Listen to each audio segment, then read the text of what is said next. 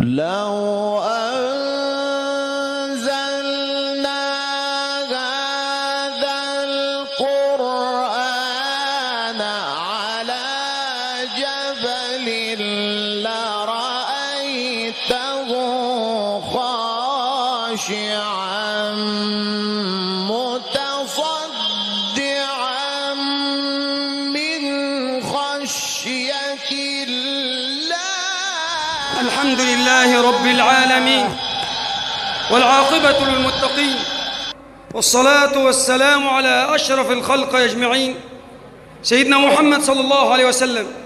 أيها الأحبة الكرام، أهلا بكم في بيت الله في حصاد عام لحفظ كتاب الله تبارك وتعالى.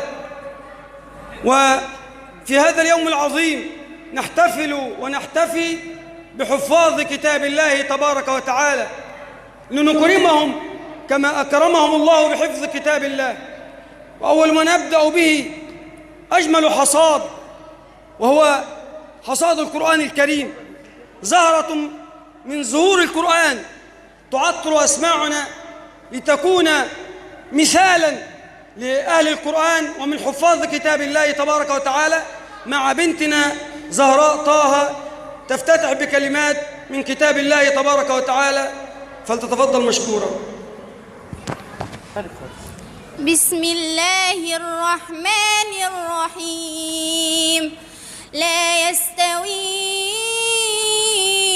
أصحاب النار وأصحاب الجنة.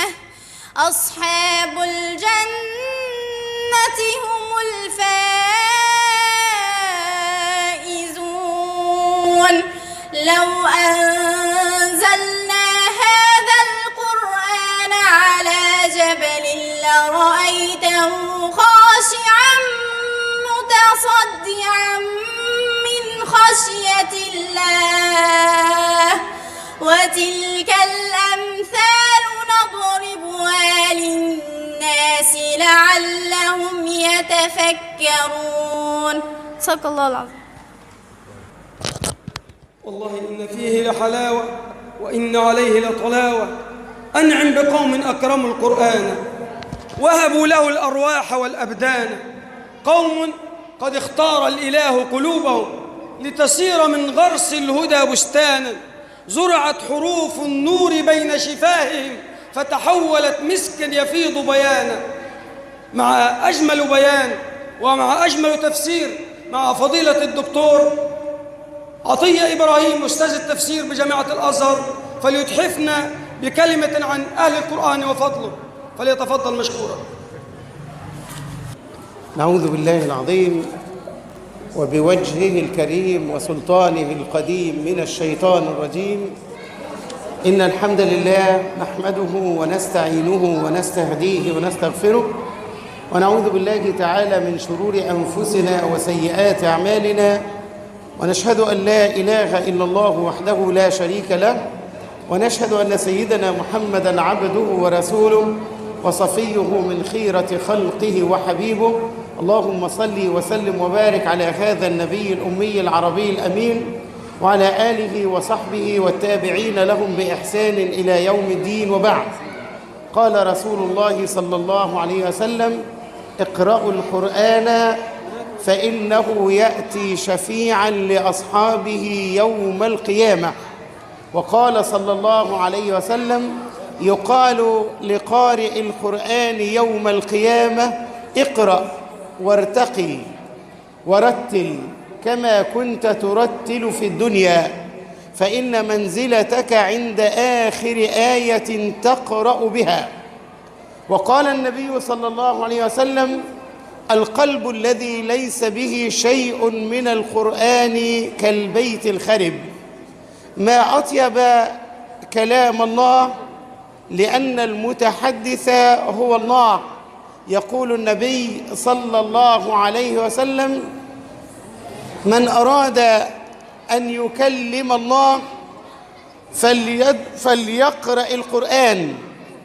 من أراد أن يكلم الله فليسرع إلى الصلاة. ومن أراد أن يكلمه الله فليقرأ القرآن. أيها الأحبة، هذه لحظة تغمرنا فيها الفرحة والسعادة. قال تعالى: قل بفضل الله وبرحمته فبذلك فليفرحوا هو خير مما يجمعون. كان النبي يكرم أهل القرآن ويدنيهم منه ويجعلهم في الصف الأول في الصلاة وفي الصف الآخر في الحروب والقتال. كان يحتفي بصغارهم ويكرمهم ويجعل لهم مكانة ويقدمهم في الإمامة. فلقد جاء قوم إلى رسول الله صلى الله عليه وسلم وجلسوا ومكثوا عند النبي، سمعوا وفهموا وفقهوا وتعلموا، فلما أرادوا أن ينصرفوا قالوا: يا رسول الله، من يؤذن لنا ومن يؤمنا؟ قال: يؤذن لكم أحسنكم صوتا ويؤمكم عمرو ابن سلمة. وكان عمرو ابن سلمة هذا في 7 من عمره، لكنه كان أقرأهم وكان أحفظهم لكتاب الله. أبنائي وبناتي الأعزاء، أسأل الله أن ينفعكم بالقرآن وأن ينفع بكم الأمة وأن يجعله في ميزان حسنات من علمكم ومن قام على رعاية هذا الأمر، وأن يجعله صدقة وبرا لوالديه. أسأل الله أن ينفع بكم وأن ينفع الإسلام والمسلمين بالعلم والعلماء والقرآن وأهل القرآن. أشكر الأستاذ يحيى عويس، جزاه الله خيرا وتقبل منه. فضيلة الشيخ عبد السلام رفع الله قدره وشأنه وجعل حبه للعلم والقرآن وإخلاصه فيه في ميزان حسناته. وأشكر القائمين على الترتيب والنظام، الأستاذ رمضان علي جودة والأستاذ هشام خليل وجميع الحضور. جزاكم الله خيرا وتقبل منكم وأحسن إليكم وبارك الله فيكم ونفعكم، والسلام عليكم ورحمة الله وبركاته. بسم الله الرحمن الرحيم. السيد الدكتور عطية الآلوية، وذلك لتقوته وحفظه ونشر الوعي الديني بالقرية.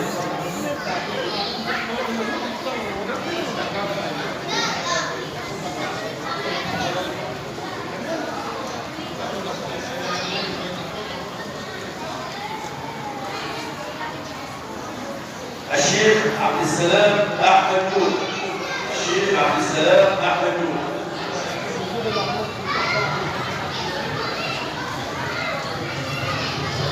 الأستاذ محمد حمدي سلطان. الأستاذ محمد حمدي سلطان الزميل.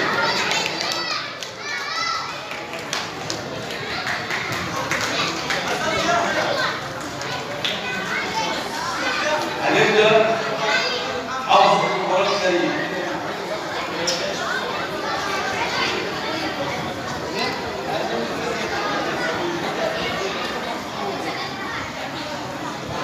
الفائزة الأولى صابرين صلاح حسن علي.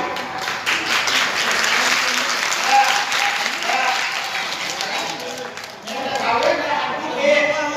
فاكرين بنقول ايه؟ ما شاء الله لا قوة إلا بالله. لا الصبيان عايز أسمع. ما شاء الله لا قوة إلا بالله. الأستاذة أو الآنسة صابرين صلاح حسن علي نهنئها لحفظها وختمها القرآن الكريم كاملا. جزاها الله خيرا ونفع الله بها وجعله في ميزان حسنات والديه.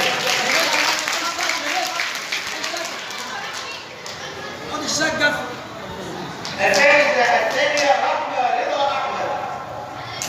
رحمة رضا أحمد تحفظ القرآن الكريم كاملا. رحمة رضا أحمد يتسلم الجائزة أخوها. الفائزة الثالثة الزهراء طه محمد. الزهراء